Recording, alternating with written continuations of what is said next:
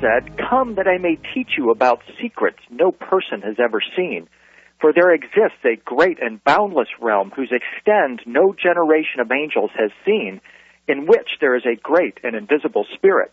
Just look around you. Everything you see, the house, the cat, the guitar, your shirt, your shoes, your computer, this website, the first edition copy of Manly P. Hall's Secret Teachings, the ironing board, everything was first a creative thought, empowered by an emotion, and then made manifest by this invisible living essence. This has always been the work or craft of the artist and the alchemist, and every one of us is an artist of this living essence of the great invisible spirit. As Jesus continued, he said, "No eye of an angel has ever seen it, no thought of the heart has ever comprehended, and it was never called by any name." Of course, this limitless spirit was never called by just any name. In the ancient world, it was called divine, blessed. It was described as a field or a net or a womb. The Egyptians called it the field of the blessed and the dimension of the blessed. Edgar Mitchell calls it nature's mind, and Dr. Michio Kaku names it the quantum hologram. Our guest today, Gregg Braden, uses the term divine matrix for this field. He's here to talk about what modern science has discovered about this pure space where all things begin, and he'll tell us how we can become better artists and expressors of this divine matrix. For over 20 years, Gregg Braden has crossed the traditional boundaries of science, history, and religion. He searched high mountain villages, remote monasteries, and forgotten texts to uncover their timeless secrets. He has the eye of an angel, and one thing he has learned, the secrets we seek in these remote places are inside us. His new book, The Divine Matrix, is a must-read. At some level, we all seek a better way to be in the world, and this book, and the simple but powerful tools its visionary author provides, can help you to transform the quality of your life. Gregg, welcome back to Dreamland. Well, good morning. It is a pleasure to hear your voice. I'm absolutely thrilled to be with you today. I'm speaking to you from the beautiful blue sky, snow-packed mountains of the high deserts of northern New Mexico. Well, that's lovely. So we're in perfect balance, Gregg, because it's pouring rain here in Nashville. You know, January's the new March, and so we've got spring already springing here in the green hills of Tennessee. So nice balance. Well, it is. Gregg, I guess New Mexico is the new Colorado. Maybe, I don't know. Gregg, I want to first express my gratitude for the energy that you're evoking with your work. It carries a ring of truth that I know comes from direct experience, and it resonates deeply with what I would say is the shamanic, mystical, other-dimensional spirit in humanity. So let's kind of begin where we left off in our last conversation. We were talking about the lost mode of prayer, and what I'm wondering is, did your new book, The Divine Matrix, kind of morph out of or resonate from the lost mode of prayer? Well, this book, William, although it's new in terms of the book market, this is it's a result of 20 years of research. I thought about writing this book almost 20 years ago, and I did not for two reasons. One was that the science did not know then what they know now, and we can talk about what those experiments are and what they're telling us. But perhaps even a bigger reason, William, was for the last 20 years I have been on every continent of the earth, and I've shared this information either directly or through translators with people all over the world, and is part of my path, part of my healing, part of my learning. I've learned to become a good listener. And I found it was important for me to listen to the language. What words do people need to hear for this kind of information to be meaningful in their lives? So this book is the result. It's the culmination of 20 years of me listening to find out what kind of language I had to use so that we could convey this in a meaningful fashion.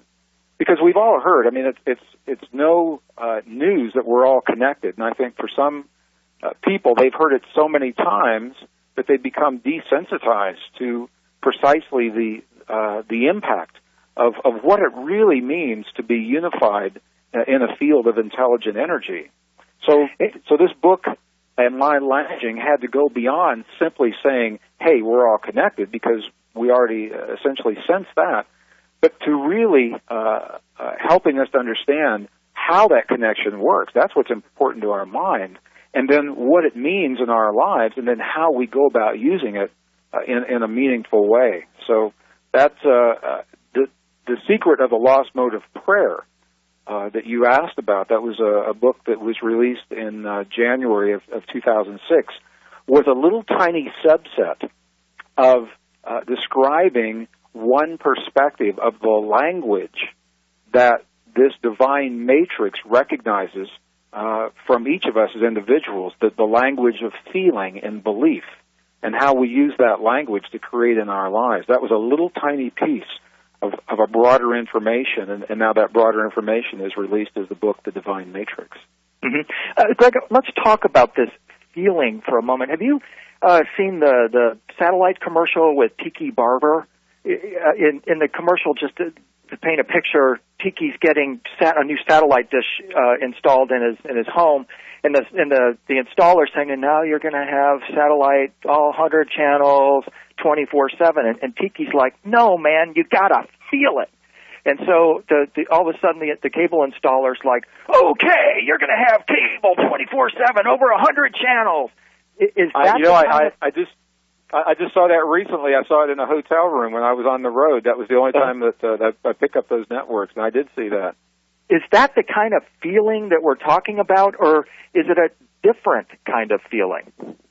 It's any kind of feeling. What we now know, what Western science has borne out under laboratory conditions, supporting the instructions that were left for us in 5,000-year-old texts, William, is that feeling, the act of feeling, and the power of human emotion and belief. We have feelings about the things that we believe to be true in our lives and our world. That act of feeling is an act of creation in and of itself.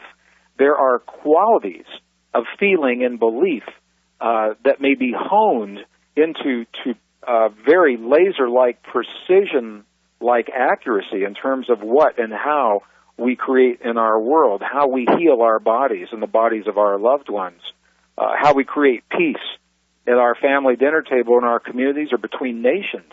We've got some wonderful video clips that show real-time applications of healings occurring using this power of emotion and belief. But the bottom line to the question you've asked is that feeling in and of itself is a creative force, and we're only beginning to understand that here in the Western world.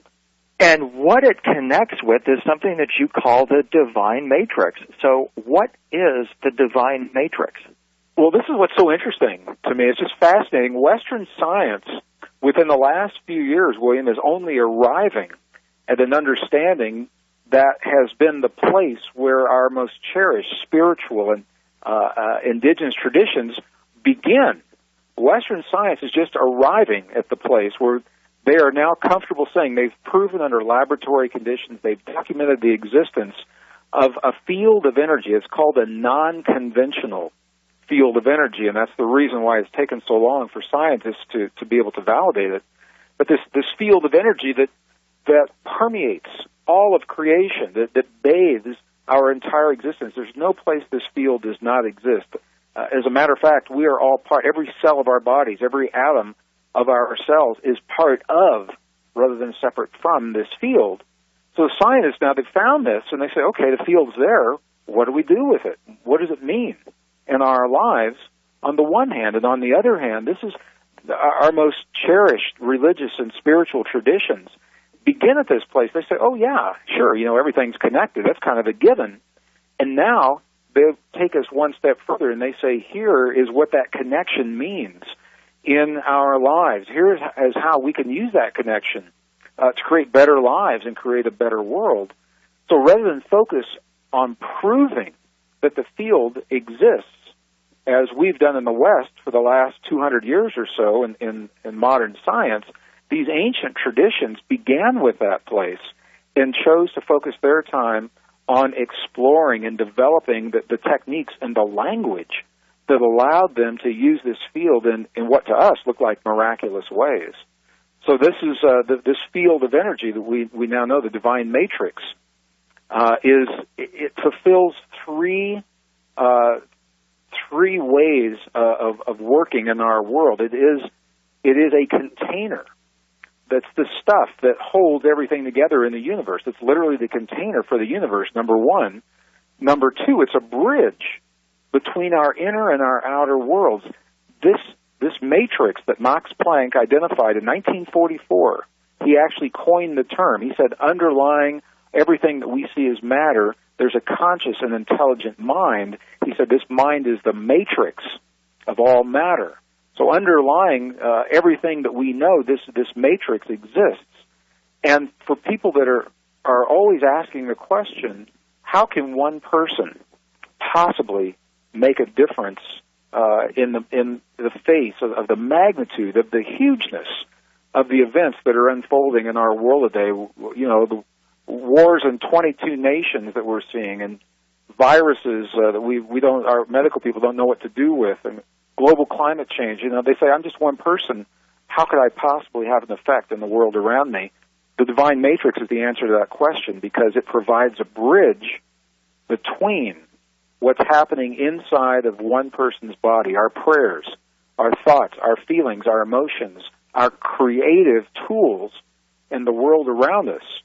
So we now know the divine matrix, it not only is it the container that holds the universe and the stuff that connects everything, but it is also, number two, a bridge between our inner and our outer worlds, and number three, and perhaps one of the most profound elements of the studies that have gone on the last 15 or 20 years, is that this field is also a mirror.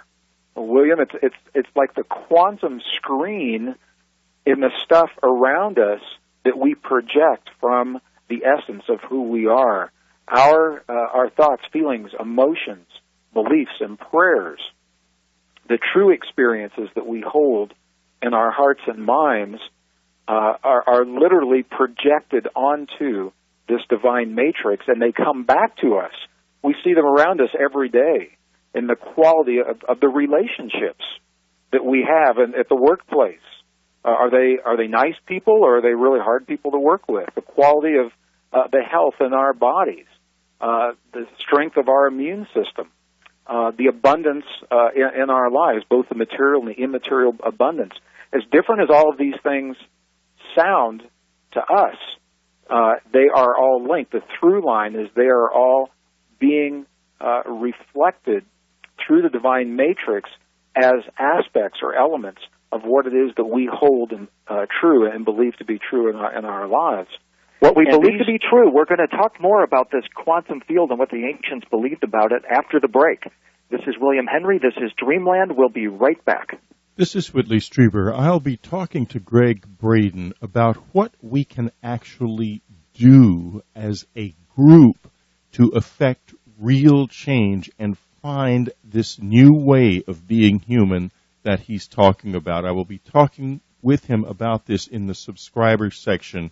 We are on a mission, and that mission essentially is to provide a matrix of new consciousness for this world, and all of us who are interested in this need to participate.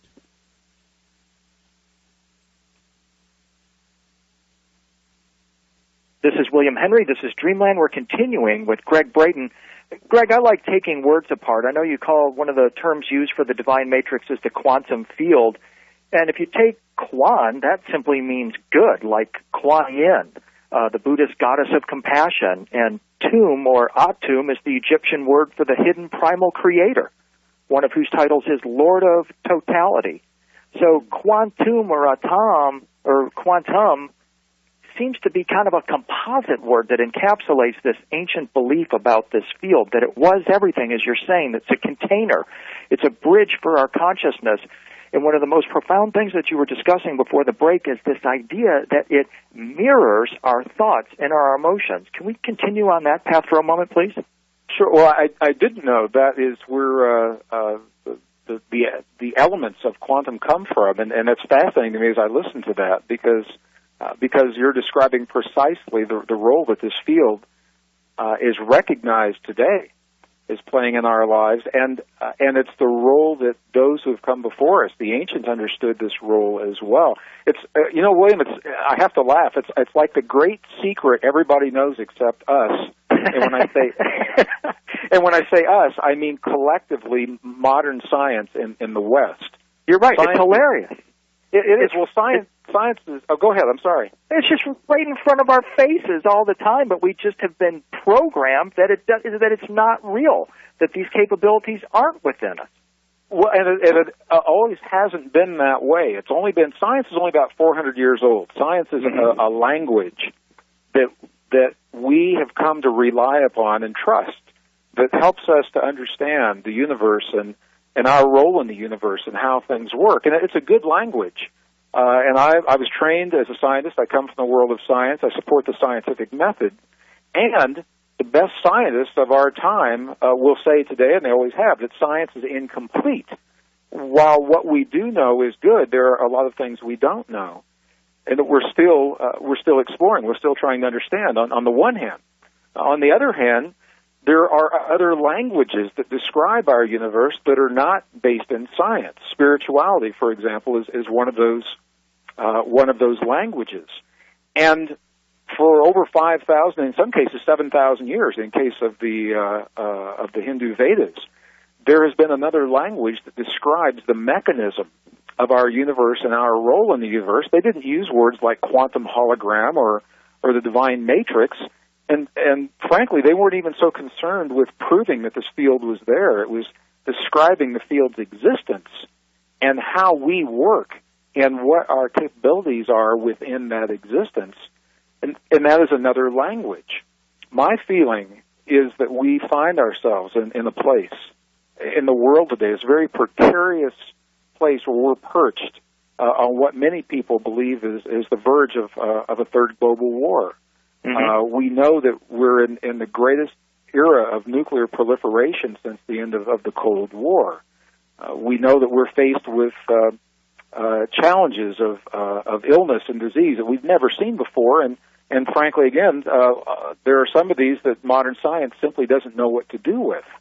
So in the presence of those kinds of challenges, unprecedented challenges in the history of our recorded world, as a scientist, to me, it makes tremendous sense to take the two languages that we've always used to describe our universe and our role in the universe, the language of science and the language of what we call spirituality, and marry the two into a greater understanding that perhaps gives us a greater power than any of the other two do individually.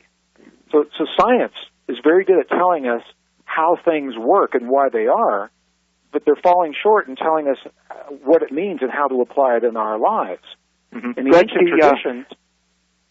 The physicist Frank Tipler observed something very important on what you're saying there. I wanted to get your comment on it. He said that the central problem with contemporary theology and indeed most of late 20th century religion is not that it is separated from science, but that it is separated from modern contemporary science. And Tipler suggests that theological research in the 21st century will require a PhD in particle physics. I didn't know that.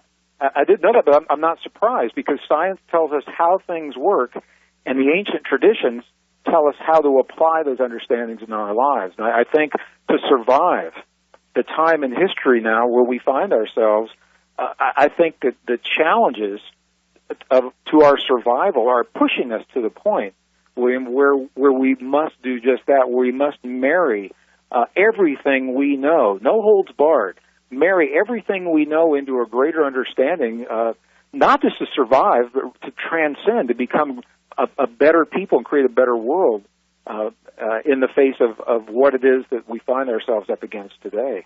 So I didn't know that, and it makes a lot of sense, because it's so interesting to me. As a child, I never separated science from spirituality, and I was surprised as an adult when I found that was the way a lot of people thought. It wasn't something we talked about at work all the time when I was in the corporations.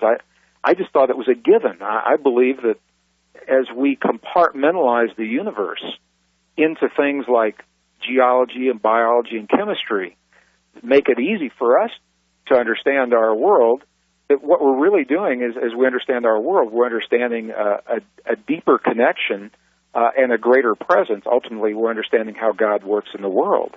Mm-hmm. And that was what I always thought was happening, and I was surprised when I got into some pretty deep conversations with scientists and their corporations and found nothing could be further than the truth, that they felt the two were mutually exclusive.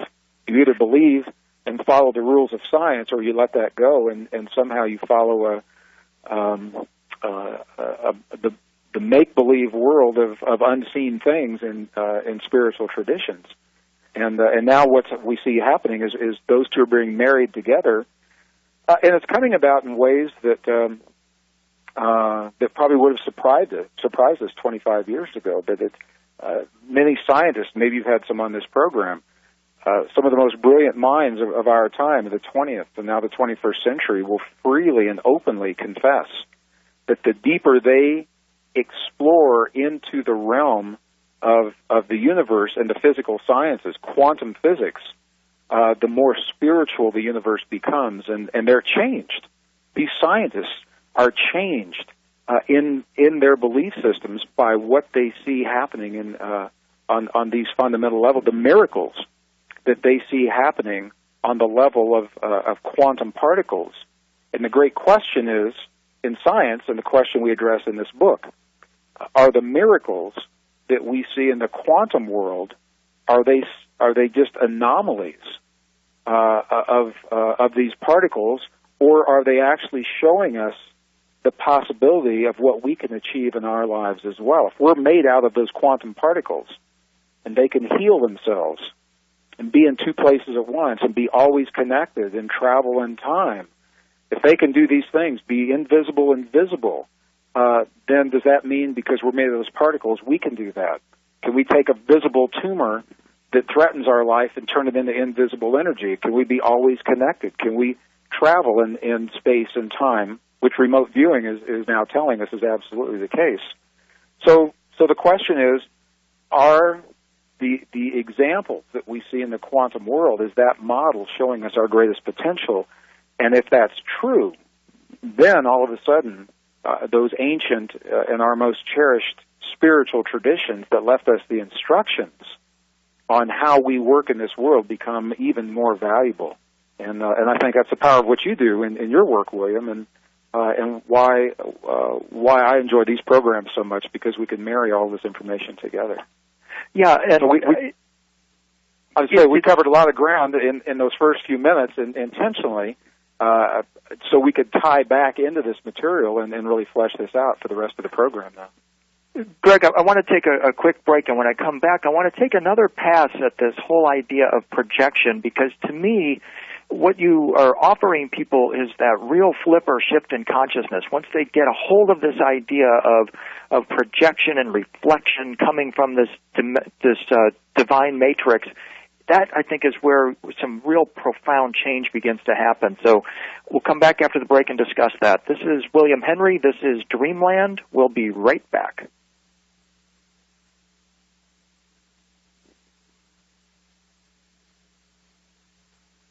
This is William Henry. This is Dreamland. We're continuing with Gregg Braden. Greg, I've been studying early Christian icons, especially of Jesus' transfiguration, which represents, in a sense, the transcendence of this realm. A religious icon is, as you know, I'm sure, is a sacred painting, and I found something in this research that I'd like you to comment on. First, icons are painted by one who prepared to paint it, not by extensive training, but by extensive prayer. In these icons, the way they act, according to the Orthodox tradition, is that they act the same as a computer icon or a highway sign works. It's concentrated information that points to something beyond itself. So like when you click on your icon on your computer, it opens up this vast magical world. In the New Testament, the Greek word image or icon also means likeness and portrait. And another term that's used is projection. In the sense, as being created by the Creator, we're made in the image or icon of the Creator. In a sense, I am an image or icon of my true self asking you this question, and you are an icon or an image, a projection, receiving it. How does a thought like that fit into your research into the divine matrix? Well, it certainly does. And you know, William, in all honesty, this divine matrix, because it is the root of all that we can know and experience and see and touch and feel in our world, there's nothing that we could bring in this conversation that wouldn't be directly relevant, which means it opens the door to a vast array of possibilities. But let me ask you a couple questions. Have you had the opportunity to see, have you been to Mount Sinai in Egypt? No, I know St. Catherine's Monastery. You've been there, and it's like the repository for a lot of these icons. We've been there about 18 times. They are second only to the Vatican in terms of the religious icons you're speaking about. And I'm going to throw another icon into the mix. We've just come back from 39 days. Well, it's been almost a year now. 39 days in the highlands of central China, in Tibet. Amazing. And of the 12 monasteries and 2 nunneries where we have focused our time, there is one particular monastery there's no road to get to this monastery. It's only accessible through a riverbed when there's no water flowing during the monsoon seasons. And this last trip, when we were there, August of 2005, was only the second time I've ever been able to get into this monastery. And there was a mural that is on one of the walls. It's a fresco that is covered with a cloth, but they don't like people. They won't let people look at them. And we eventually convinced our little translator to give us a peek for only a moment. And I was amazed by what I saw, because if you didn't know any better, when you looked at this image, you'd think that you were in St. Catherine's Monastery in Egypt, except instead of Jesus, it was a picture of Buddha in very Christian-like iconograph. What am I saying? Iconograph. Right. Precisely. And the Buddha was depicted with the brilliant halo, which is very un-Tibetan-like, and just the way we see those icons. So, to make a long story brief, when we were having our conversations with the monks who preserved the library in this monastery and these images, we asked them the question, why wouldn't you want us to see this? You know, why wouldn't you want to share it with everyone? And what they said to us ties into recent discoveries, and actually recent documents, articles have been published in Nature and Science, and it is regarding the power of a part of our brain that contains what are called mirror neurons. Mirror neurons are the neurons that have been recently discovered and are now all over the tech journals that allow us to feel as if we're having an experience without actually having the experience, because of the way we identify with what is in our presence. For example, we can sit on the couch on a Sunday afternoon and watch a football game, and while we never move from that couch, the person watching that game, their heart rate will increase, their adrenaline will flow, their pupils will dilate, and they'll show all of the symptoms as if they were in that game, identifying with those players having those experiences, and they never moved from the couch. It was through the way they identified with what they were seeing, and that identification is happening through mirror neurons.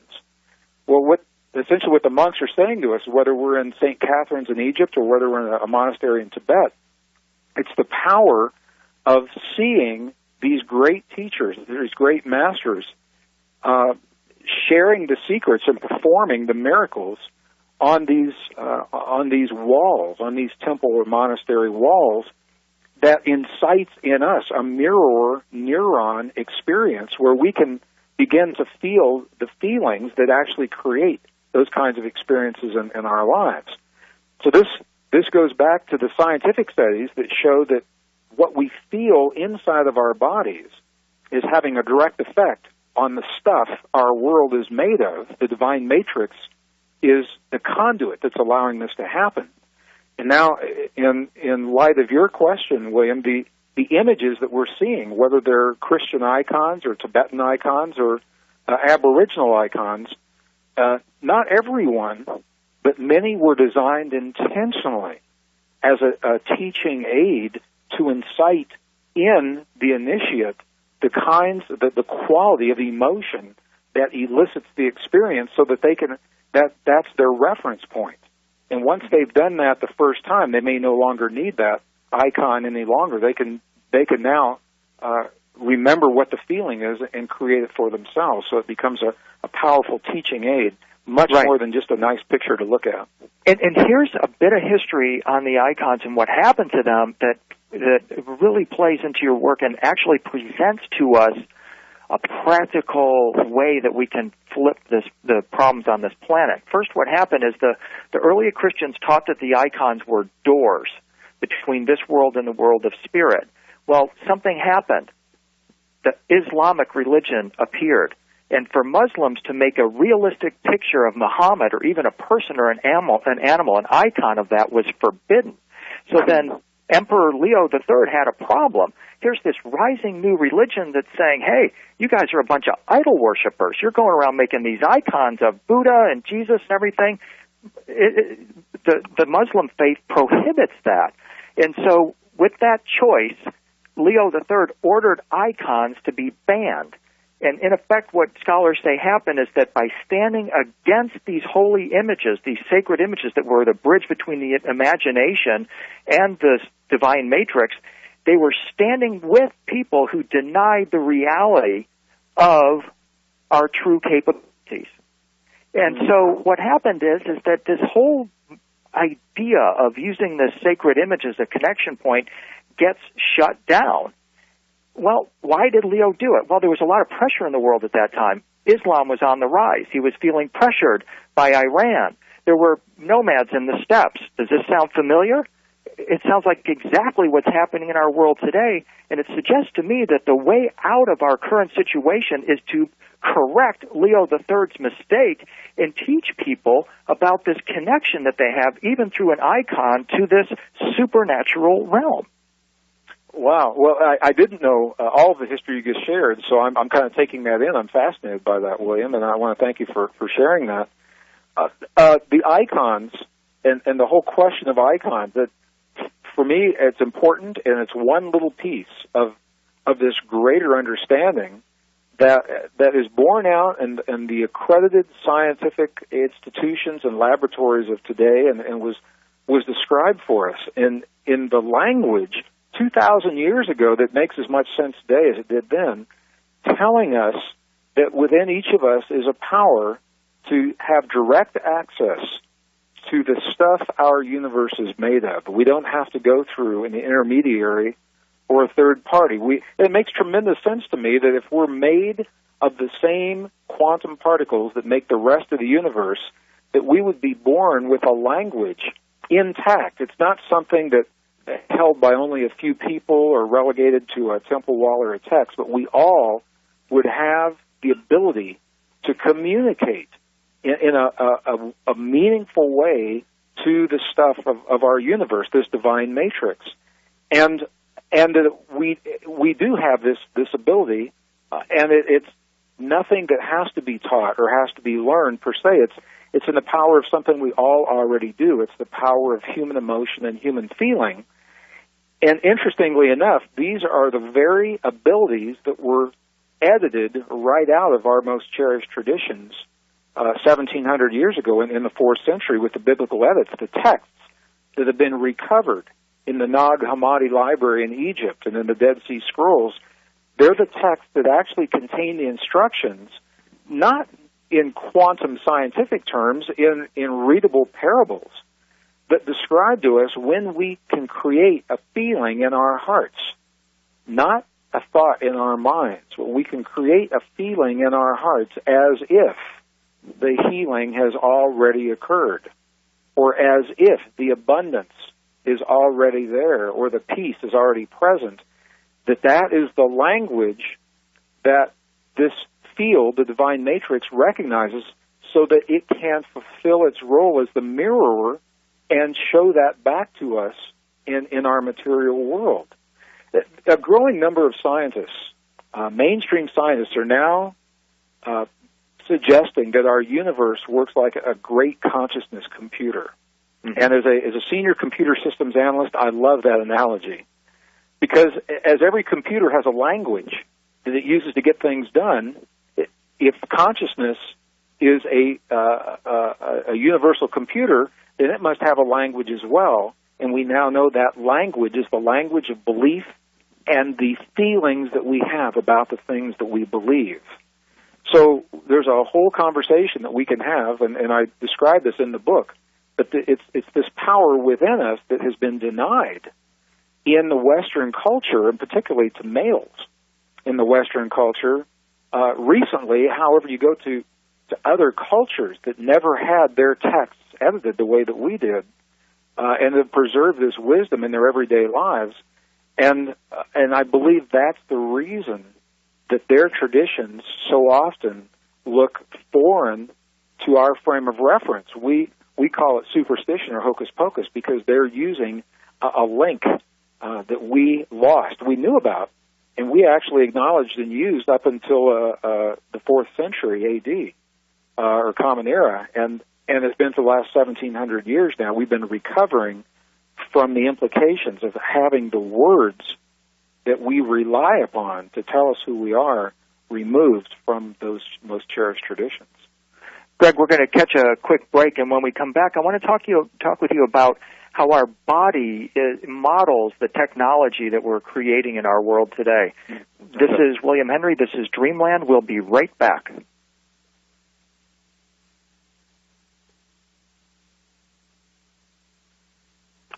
This is William Henry. This is Dreamland. We're continuing with Gregg Braden. Gregg, there's two huge, or galaxy even sized trends that we're keeping an eye on here on Dreamland. One is the discovery of proof of other dimensions and the basic secrets of the universe, and that's what you're talking about here, is the basic kindergarten, out of the ooga booga phase type of science that will bring us into our next phase of being here. The second trend is the transformation of humankind from offline organic beings to online semi-digital other dimensional beings. Can we talk just for a moment how this technological revolution impacts this whole understanding of the divine matrix and what it means for us in the coming future to be developing technologies that mirror aspects of our bodies? Well, sure, we could talk about that. The way that I addressed this in the book, William, was through an experience that I had back in the early 1990s. We live, as I mentioned earlier, in the high deserts in northern New Mexico, and there are a number of pueblos around our part of the world. Some of them have been continuously inhabited for over 1,500 years. They're some of the oldest continuously inhabited dwellings in communities in existence in North America today. And during those 1,500 years, they have perpetuated a wisdom, not in the language of science, but as we mentioned earlier, it's a wisdom that explains the universe and our role in the universe. And they share this wisdom through stories. And I described this story early in the book. I was walking with a gentleman that I had met in Chaco Canyon, actually, in northwestern corner of New Mexico. And our conversation led to the inner versus the outer technology. And what he said was, he told me a story, and his story was that a long time ago, we were much closer to the earth, much closer to the forces of nature than we are today, and we understood our role in the universe to create and to heal, and the joy that comes from that. And then he says, in the indigenous teaching, something happened. And they're not even really clear on what this something is. But whatever it was that happened, we began to feel separate from our universe, separate from one another. We began to feel like we had to protect ourselves from the very elements that give us life and to protect ourselves from one another. And it's kind of analogous to the fall in the garden that we see in the book of Genesis and in the Christian traditions. But regardless of what happened, this is what the gentleman said to me. He said that we began to forget who we were on the one hand. On the other hand, we so long for our connection, and do today, continue today, to long for that connection, that we began to build in the world around us all of the things with the capabilities that we already do inside of us. In other words, every cell of the human body, the average human has about 50 trillion cells by most estimates.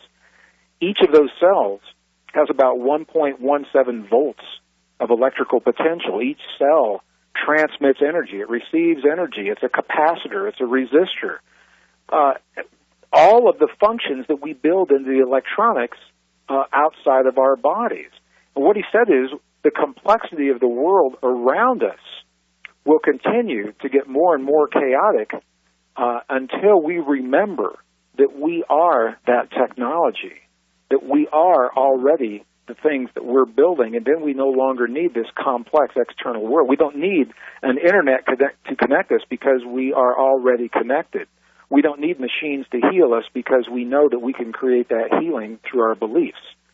And what he said was, when we look into some of our most ancient traditions, and the sarcastic question is, if those traditions were so sophisticated, where's their technology? Where's the toasters? Where's the VCR? In the ruins that we find in an ancient temple. Mm-hmm. And the answer may be that they were so sophisticated they didn't need toasters and VCRs because they remembered this inner technology and didn't require the complex technology of an outer world. And I thought about what he said. It makes a lot of sense.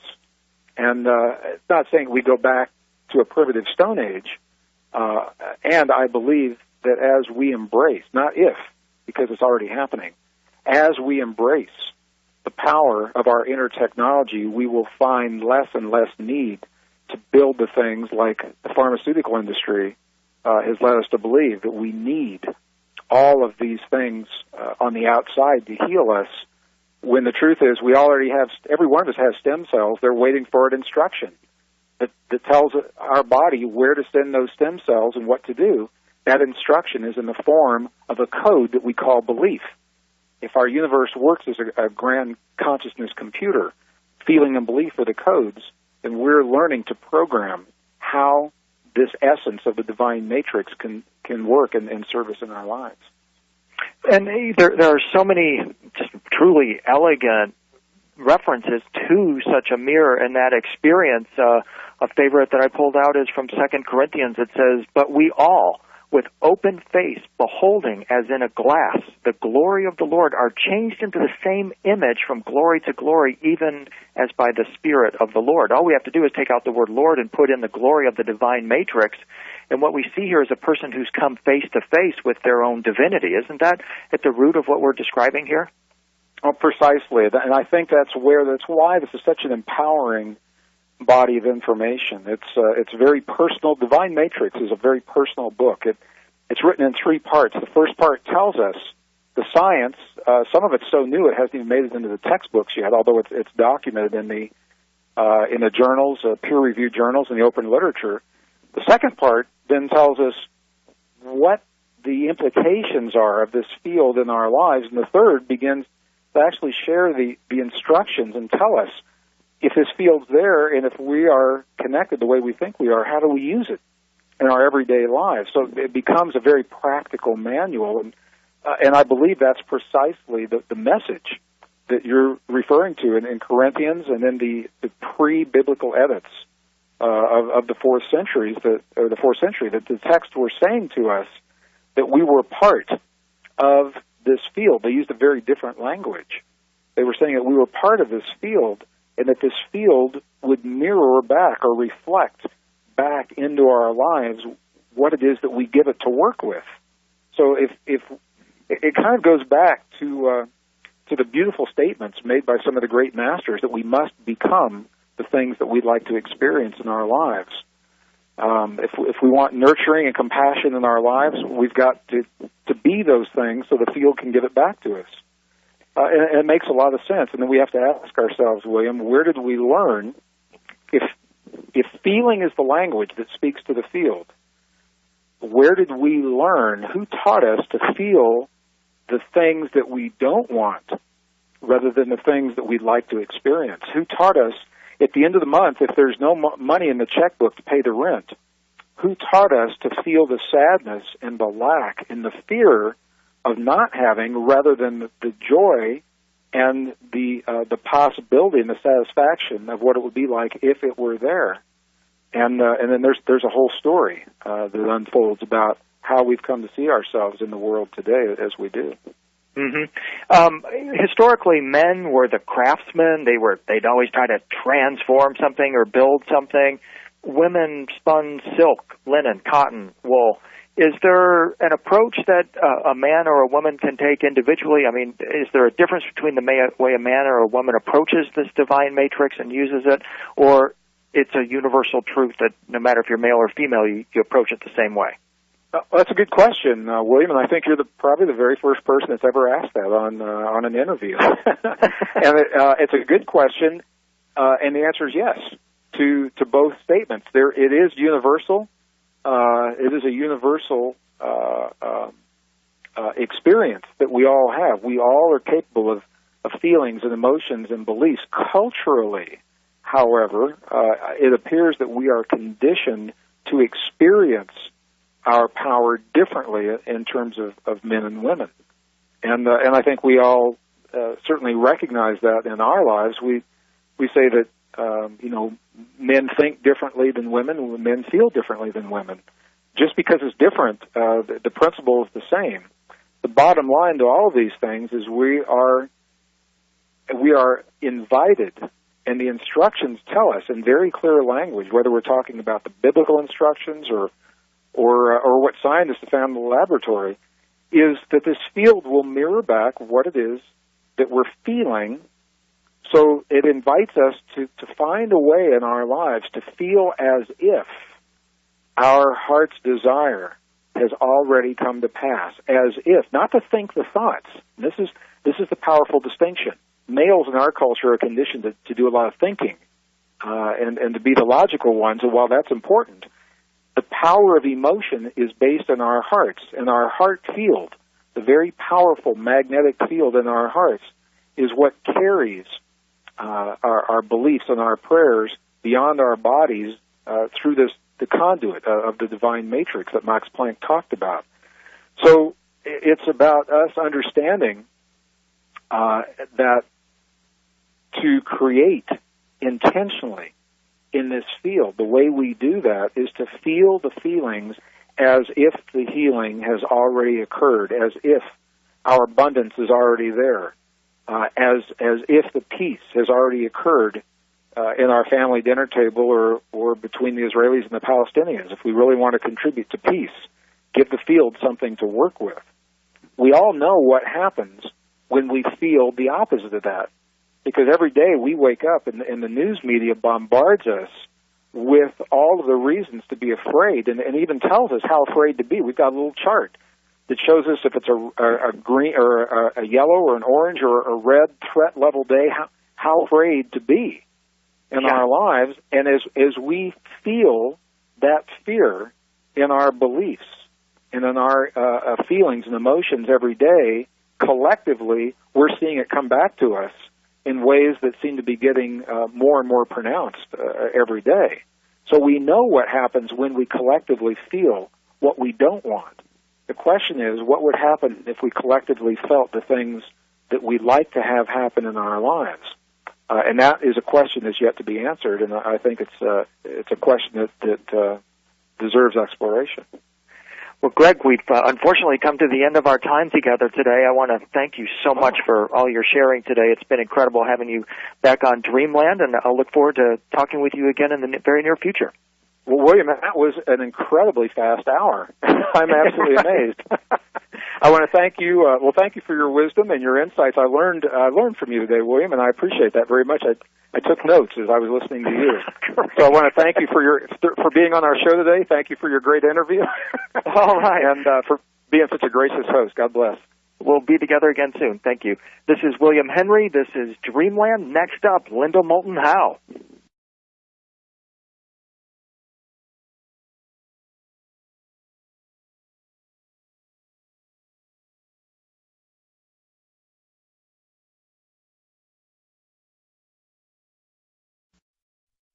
You're about to experience something you just can't get elsewhere. Emmy Award-winning science reporter Linda Moulton Howe reporting on the absolute leading edge of science, discovery, and the true mysteries of the unknown.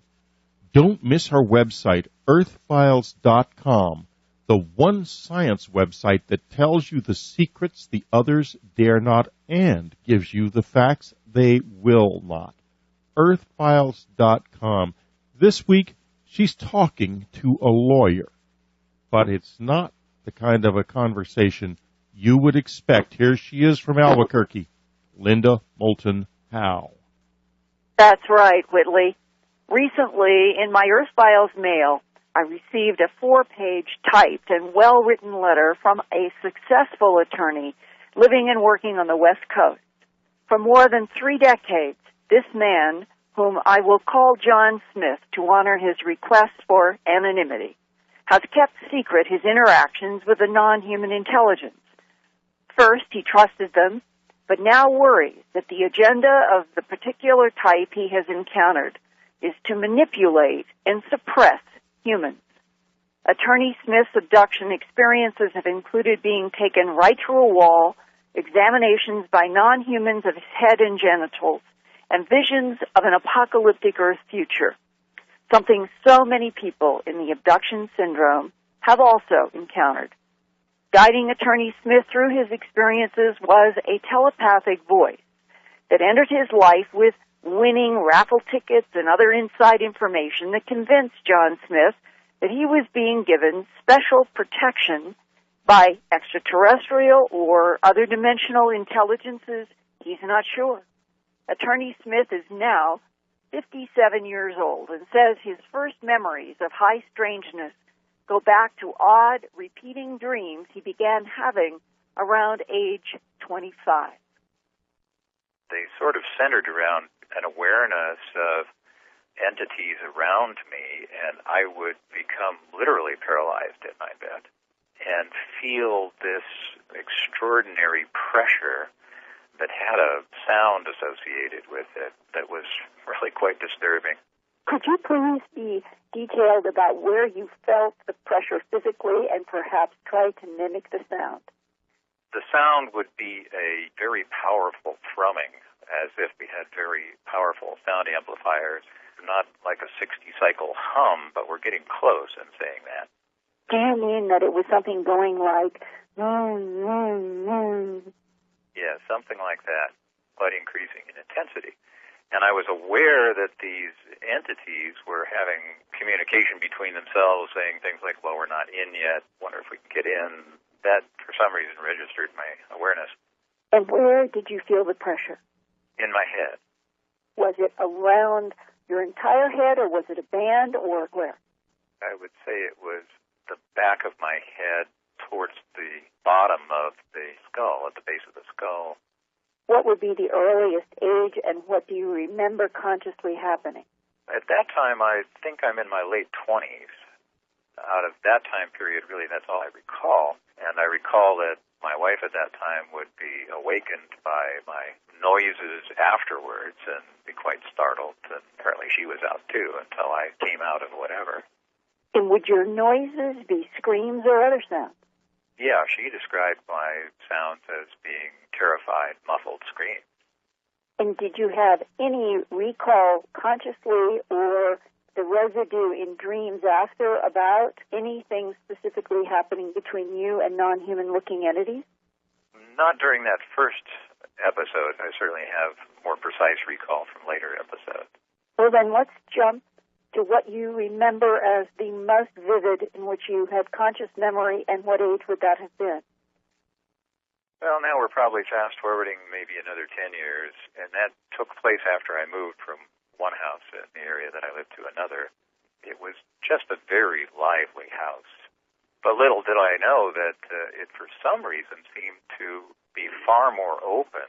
I've been questioning since whether certain areas on the planet are just more portals to this interdimensional activity. From the time I moved into that house, then the visitations became more frequent, far more intense, and I was far more prone to have some recall on it. The typical thing that would happen would be nighttime. There might be some events preceding it, like my animals getting a little bit out of control. I had some motion-sensitive security lights outside my house, and they would flash on and off, and I'd go to the windows, nothing there, and finally, for some reason, I'm asleep or think I am, and then I would see clearly alien presences, nothing that I've ever seen on this earth. Believe me, when it happens to you, it's absolutely startling, terrifying, something that you have to live through to appreciate. But usually there would be two different types of beings, a taller variety and then a shorter variety. And following my awareness of their presence, I would literally be pulled straight through my bedroom wall and directly up into a spacecraft. Now, before we go into the craft, could you paint word pictures of the taller one and the shorter one?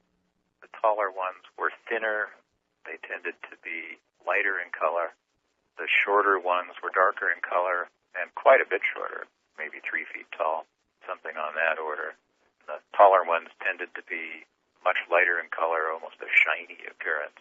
The darker, shorter ones, hard to make out much detail.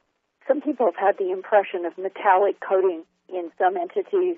Can you describe, when you say shiny, color and texture on the taller one? I would have to say it was kind of a silvery sort of appearance. How tall were the taller ones?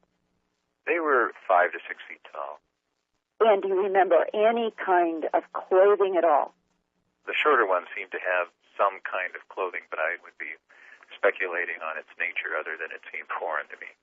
And the tall ones, then, in their silvery shininess, did you have any sense of clothing of any kind, or completely nude from our point of view?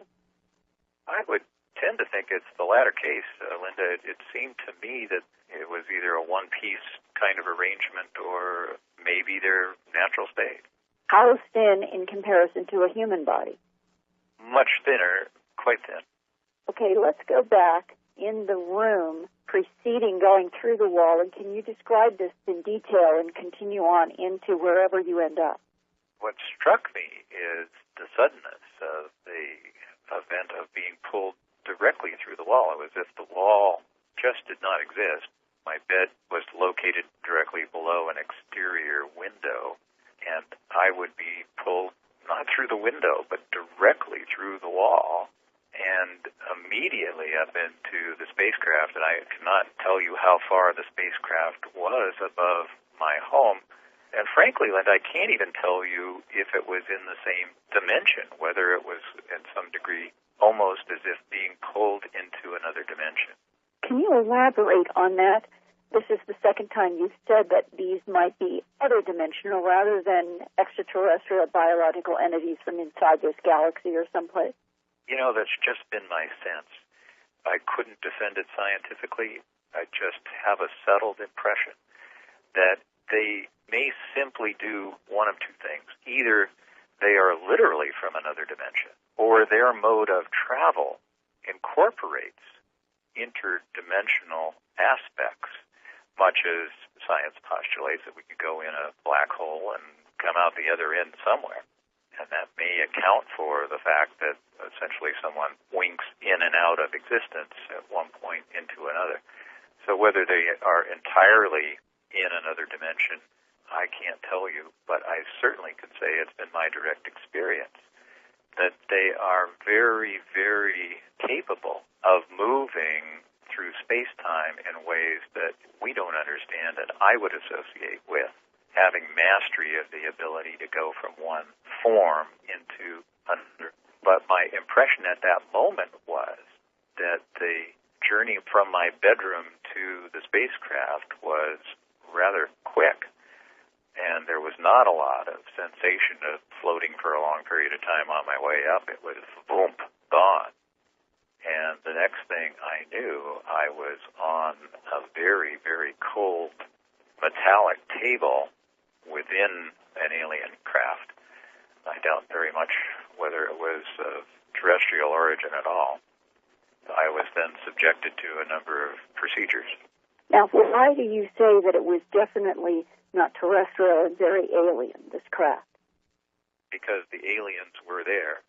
So that's tip-off number one. Tip-off number two is the equipment does not resemble any medical equipment that I've ever seen, and some of my best friends are doctors. It resembles absolutely nothing I've ever seen here.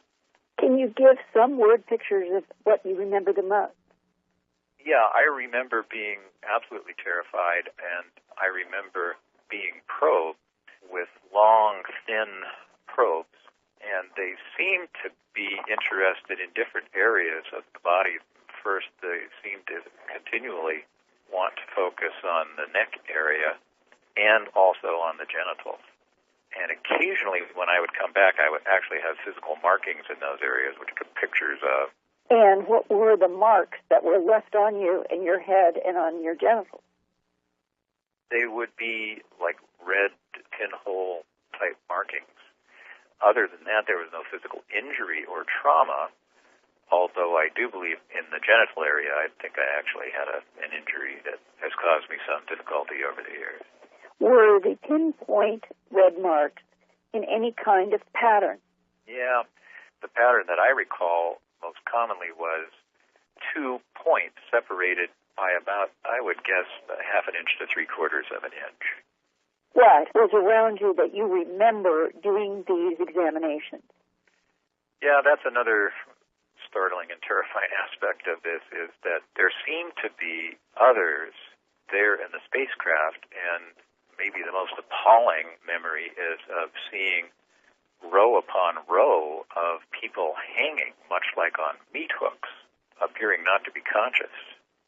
Believe it or not, I've heard that description before from a woman in Michigan. Were these people hanging by skin or by their clothes?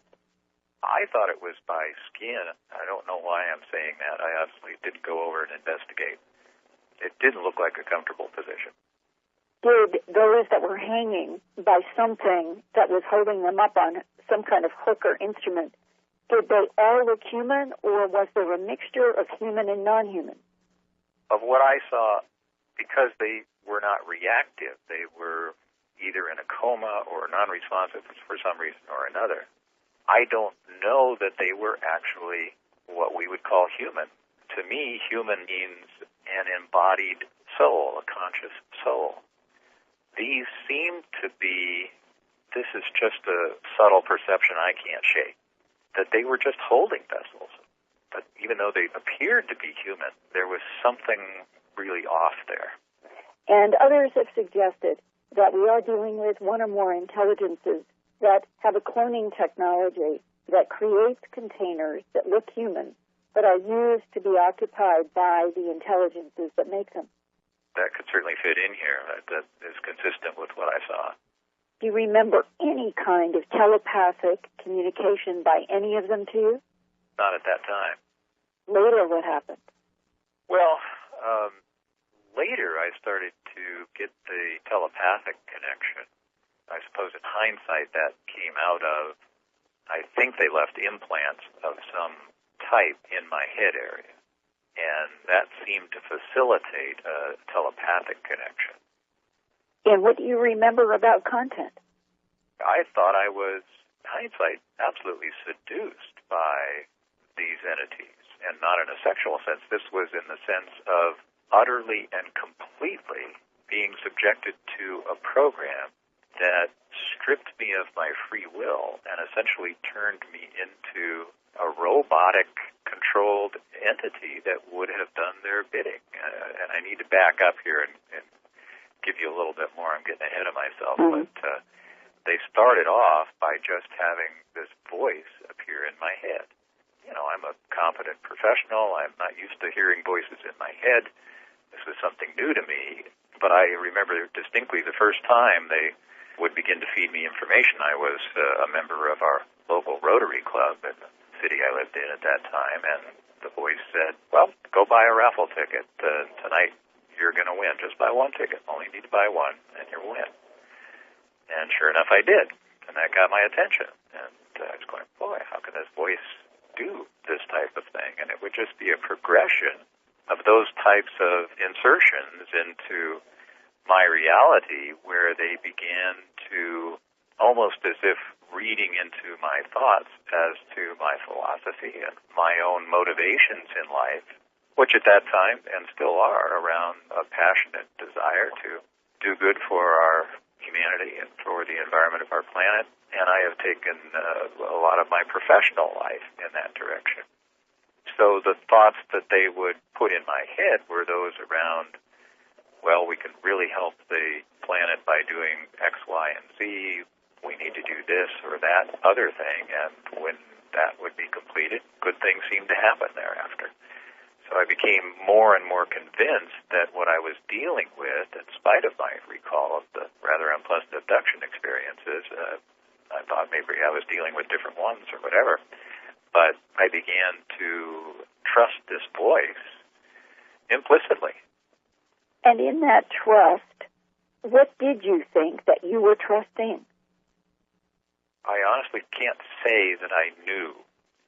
All I know is that I felt that it was not my own mind. It was an alien intelligence, and not in the sense of knowing that it was a gray or any other label for what kind of alien intelligence it was. It was merely alien to a human intelligence and seemed to have spiritual wisdom about it, which in hindsight I think was the ultimate seduction, in believing that I was dealing with a benign and benevolent spiritual voice. And what convinced you otherwise? Well, what convinced me otherwise, after many of these experiences, doing many errands on behalf of whatever this entity was, I had occasion to want to try to get some help for my father, who was quite ill, and I was interested in alternative energetic healing. I got to know one rather well-known healer, and I called him and said, would you work on my father? And he agreed to.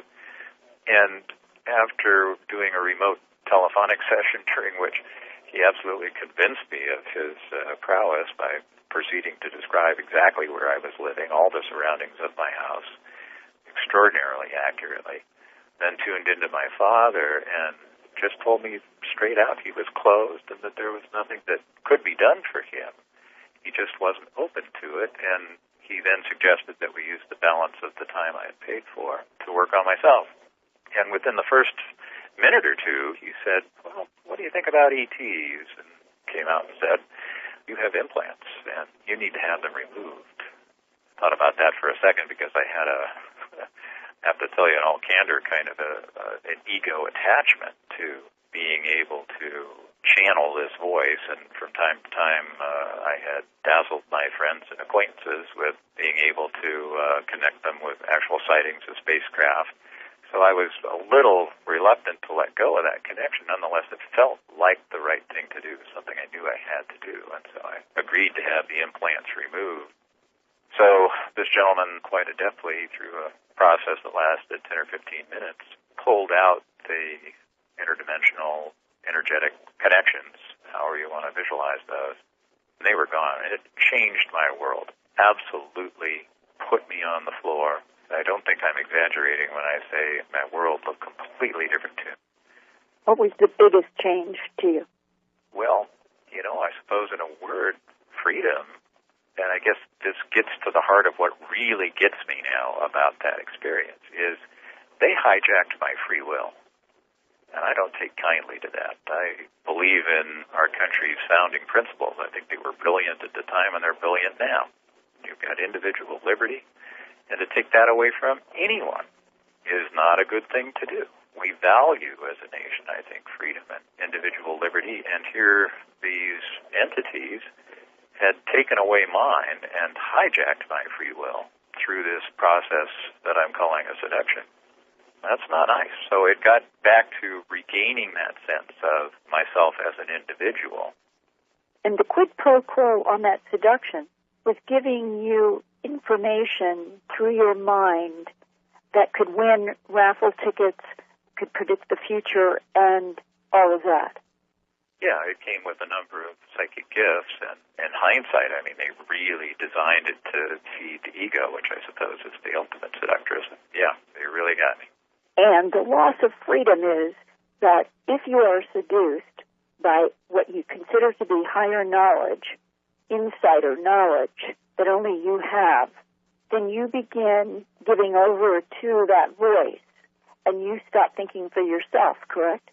Yeah, and what's especially disturbing to me in hindsight is I would have done anything for that voice. I mean, if they would have said, walk out in front of a truck, I mean, I don't know that I would have thought twice about it. And how do you think that this experience of yours, becoming conscious that you have been seduced, that you have lost essentially your sense of self and free will, how do you think that your experience relates to all of the other thousands of human abductions around the world? Well, I guess the short answer is I don't know, but I have a strong suspicion that what I went through was not an isolated event. That, yes, there are many, many people who are also implanted and who are controlled to varying degrees. And that really causes me great concern. And Whitley, he contacted me because he wonders if he's had this experience, and he thinks that others in the abduction syndrome have, meaning suddenly waking up to the fact that they were dealing with something that might not necessarily have the best interest of humans as the top of their agenda.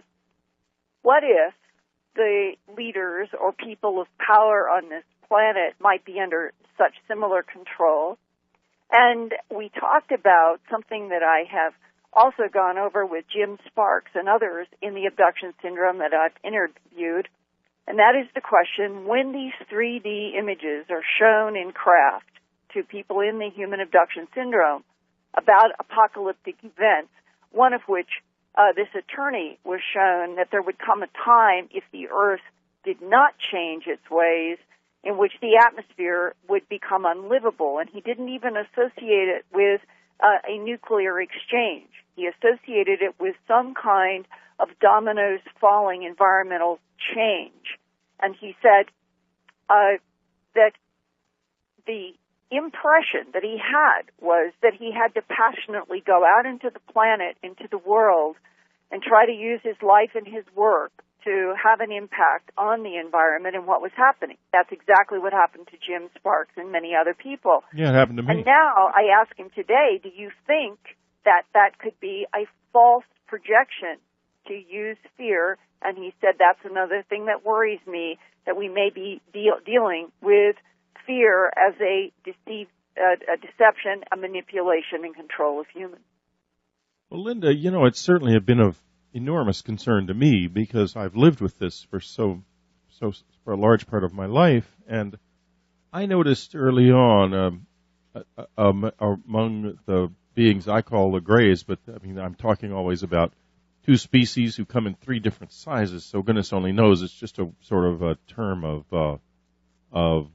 reference, but there was a very dour, dark kind of mind there, very, very different from a human mind, very different in the case of the Greys as I understood them, and the little blue people seemed to be bubbly and full of humor and almost like they were really pretty happy. I never felt a need to trust them at all, any of them. I think to myself, this world, our world, is a very complex place. There are lots of different motives and lots of different agendas. And when we're looking now at an alien world that may also be a much older world and in some ways perhaps less effective than this world, in the sense that if they evolved in some kind of a matrix a long time ago, maybe they're not actually as efficient at doing things like processing thought as we are.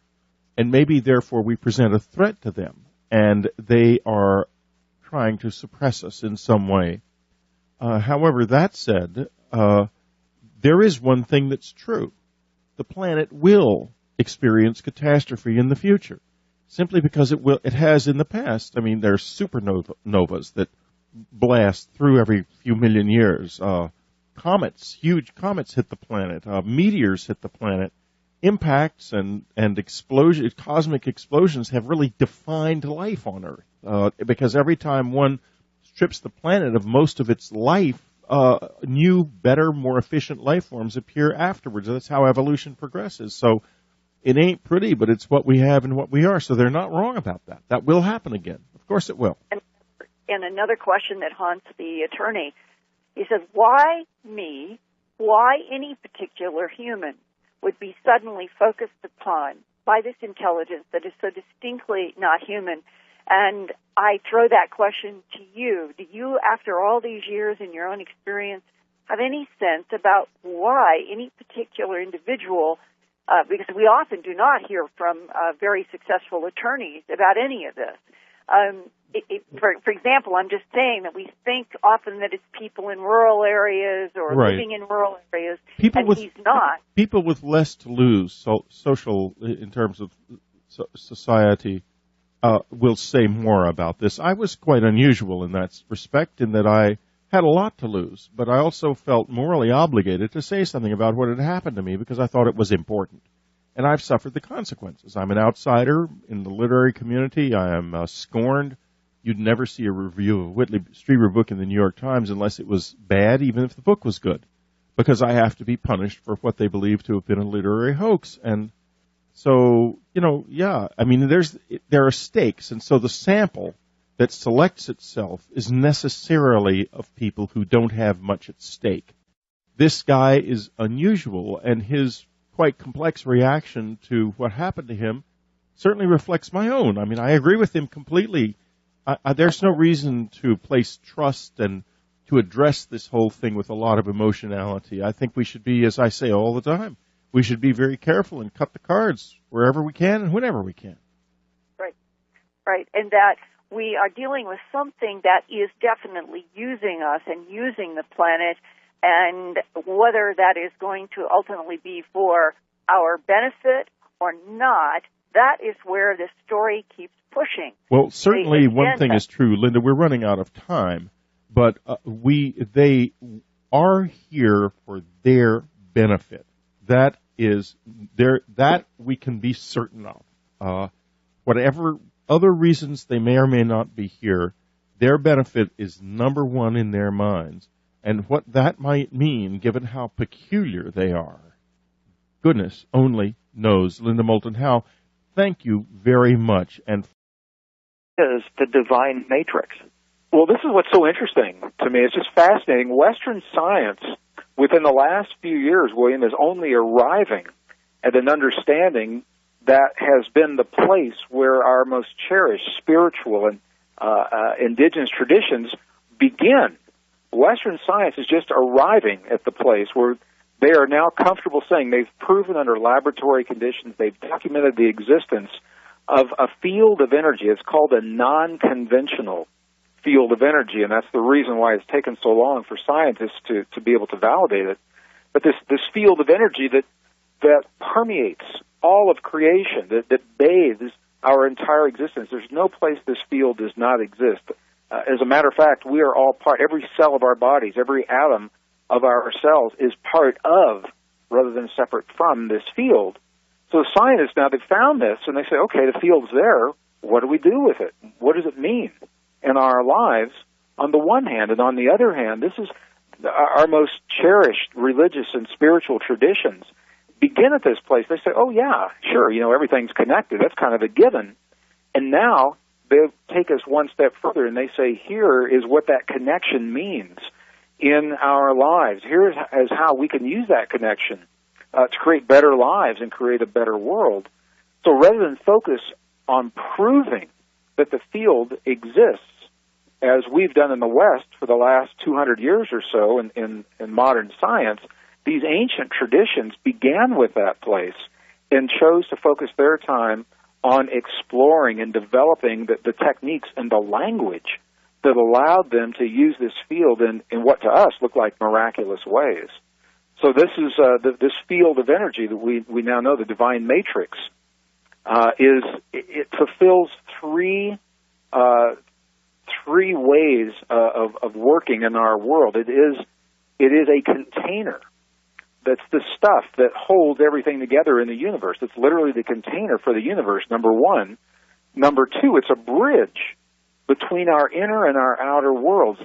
This matrix that Max Planck identified in 1944, he actually coined the term. He said underlying everything that we see as matter, there's a conscious and intelligent mind. He said this mind is the matrix of all matter. So underlying everything that we know, this matrix exists. And for people that are always asking the question, how can one person possibly make a difference in the face of the magnitude, of the hugeness of the events that are unfolding in our world today? You know, the wars in 22 nations that we're seeing, and viruses that our medical people don't know what to do with, and global climate change. You know, they say, I'm just one person. How could I possibly have an effect in the world around me? The divine matrix is the answer to that question, because it provides a bridge between what's happening inside of one person's body, our prayers, our thoughts, our feelings, our emotions, our creative tools, and the world around us. So we now know the divine matrix. It not only is it a container that holds the universe and the stuff that connects everything, but it is also, number two, a bridge between our inner and our outer worlds, and number three, and perhaps one of the most profound elements of the studies that have gone on the last 15 or 20 years, is that this field is also a mirror. William, it's like the quantum screen in the stuff around us that we project from the essence of who we are. Our thoughts, feelings, emotions, beliefs, and prayers, the true experiences that we hold in our hearts and minds are literally projected onto this divine matrix, and they come back to us. We see them around us every day in the quality of the relationships that we have at the workplace. Are they nice people, or are they really hard people to work with? The quality of the health in our bodies, the strength of our immune system, the abundance in our lives, both the material and the immaterial abundance. As different as all of these things sound to us, they are all linked. The through line is they are all being reflected through the divine matrix as aspects or elements of what it is that we hold true and believe to be true in our lives. What we believe to be true, we're going to talk more about this quantum field and what the ancients believed about it after the break. This is William Henry. This is Dreamland. We'll be right back. This is Whitley Strieber. I'll be talking to Gregg Braden about what we can actually do as a... Said, come that I may teach you about secrets no person has ever seen. For there exists a great and boundless realm whose extent no generation of angels has seen, in which there is a great and invisible spirit. Just look around you. Everything you see, the house, the cat, the guitar, your shirt, your shoes, your computer, this website, the first edition copy of Manly P. Hall's Secret Teachings, the ironing board, everything was first a creative thought, empowered by an emotion, and then made manifest by this invisible living essence. This has always been the work or craft of the artist and the alchemist, and every one of us is an artist of this living essence of the great invisible spirit. As Jesus continued, he said, no eye of an angel has ever seen it, no thought of the heart has ever comprehended, and it was never called by any name. Of course, this limitless spirit was never called by just any name. In the ancient world, it was called divine, blessed. It was described as a field or a net or a womb. The Egyptians called it the field of the blessed and the dimension of the blessed. Edgar Mitchell calls it nature's mind, and Dr. Michio Kaku names it the quantum hologram. Our guest today, Gregg Braden, uses the term divine matrix for this field. He's here to talk about what modern science has discovered about this pure space where all things begin, and he'll tell us how we can become better artists and expressors of this divine matrix. For over 20 years, Gregg Braden has crossed the traditional boundaries of science, history, and religion. He searched high mountain villages, remote monasteries, and forgotten texts to uncover their timeless secrets. He has the eye of an angel, and one thing he has learned, the secrets we seek in these remote places are inside us. His new book, The Divine Matrix, is a must-read. At some level, we all seek a better way to be in the world, and this book, and the simple but powerful tools its visionary author provides, can help you to transform the quality of your life. Gregg, welcome back to Dreamland. Well, good morning. It is a pleasure to hear your voice. I'm absolutely thrilled to be with you today. I'm I'm speaking to you from the beautiful blue sky, snow-packed mountains of the high deserts of northern New Mexico. Well, that's lovely. So we're in perfect balance, Greg, because it's pouring rain here in Nashville. You know, January's the new March, and so we've got spring already springing here in the green hills of Tennessee. So nice balance. Well, it is, Greg, I guess New Mexico is the new Colorado, maybe. I don't know. 2006 was a little tiny subset of describing one perspective of the language that this divine matrix recognizes from each of us as individuals, the language of feeling and belief, and how we use that language to create in our lives. That was a little tiny piece of a broader information, and now that broader information is released as the book, The Divine Matrix. Mm-hmm. Greg, let's talk about this feeling for a moment. Have you seen the satellite commercial with Tiki Barber? In the commercial, just to paint a picture, Tiki's getting a new satellite dish installed in his home, and the installer's saying, and now you're going to have satellite, all 100 channels, 24/7, and Tiki's like, no, man, you gotta feel it. And so all of a sudden the cable installer's like, okay, you're going to have cable 24/7 over 100 channels.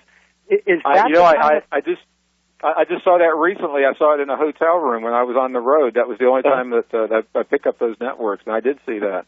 Is that the kind of feeling that we're talking about, or is it a different kind of feeling? It's any kind of feeling. What we now know, what Western science has borne out under laboratory conditions, supporting the instructions that were left for us in 5,000-year-old texts, William, is that feeling, the act of feeling, and the power of human emotion and belief. We have feelings about the things that we believe to be true in our lives and our world. That act of feeling is an act of creation in and of itself. There are qualities of feeling and belief that may be honed into very laser-like, precision-like accuracy in terms of what and how we create in our world, how we heal our bodies and the bodies of our loved ones, how we create peace at our family dinner table in our communities or between nations. We've got some wonderful video clips that show real-time applications of healings occurring using this power of emotion and belief. But the bottom line to the question you've asked is that feeling in and of itself is a creative force, and we're only beginning to understand that here in the Western world. And what it connects with is something that you call the divine matrix. So what is... Greg, I want to first express my gratitude for the energy that you're evoking with your work. It carries a ring of truth that I know comes from direct experience, and it resonates deeply with what I would say is the shamanic, mystical, other-dimensional spirit in humanity. So let's kind of begin where we left off in our last conversation. We were talking about the lost mode of prayer, and what I'm wondering is, did your new book, The Divine Matrix, kind of morph out of or resonate from the lost mode of prayer? Well, this book, William, although it's new in terms of the book market, this is it's a result of 20 years of research.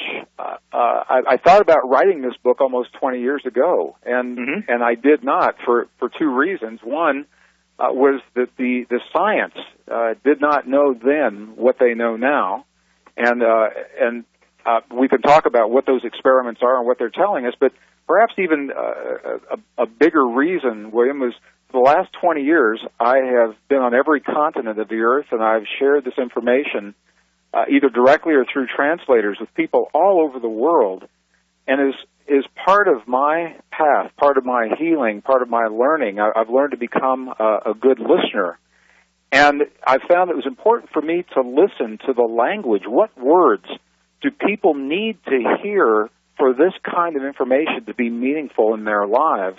So this book is the result. It's the culmination of 20 years of me listening to find out what kind of language I had to use so that we could convey this in a meaningful fashion. Because we've all heard, I mean, it's no news that we're all connected. And I think for some people, they've heard it so many times that they become desensitized to precisely the impact of what it really means to be unified in a field of intelligent energy. So this book and my languaging had to go beyond simply saying, hey, we're all connected, because we already essentially sense that, but to really helping us to understand how that connection works. That's what's important to our mind, and then what it means in our lives, and then how we go about using it in a meaningful way. So that's the secret of the lost mode of prayer that you asked about. That was a book that was released in January of